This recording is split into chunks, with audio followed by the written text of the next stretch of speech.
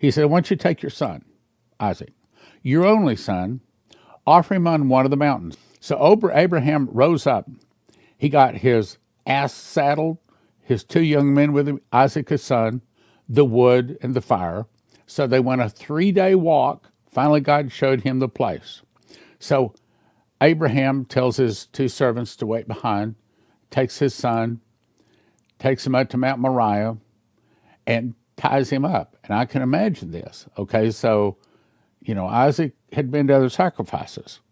And he turns to his father and says, okay, we have the wood, we have the fire, but where's the sacrifice? And Abraham starts tying his son up. And I can just imagine. Isaac says, Dad, what are you doing? And he throws him up on the stack of wood, hands tied behind him, feet tied behind him, probably feet and hand tied together. I mean, he couldn't even wiggle. And probably Isaac was saying, Dad, this is not funny anymore. This is not funny. What are you doing? What are you doing? Then Abraham pulled out the knife. This is important. Abraham pulled out the knife. He raised the knife. He was bringing that knife down to kill his son, his only son, whom he loved greatly. Why?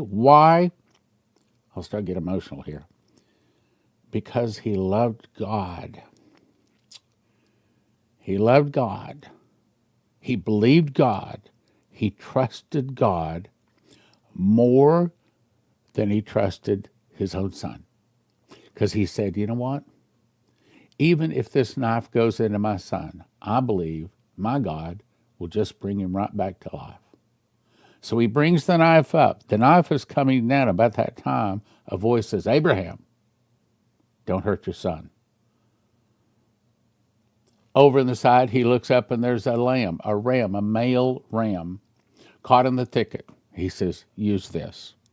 Because he had just said, God himself, look at the last verse, God himself will provide a lamb. Well, yes, he did provide a lamb in the thicket at that day, at that time. But some 4,000 years later, God was really saying he's going to provide a lamb, as in himself. Look at what it says. God will provide himself. If you add an S after the word a there, it's saying God will provide himself as the lamb.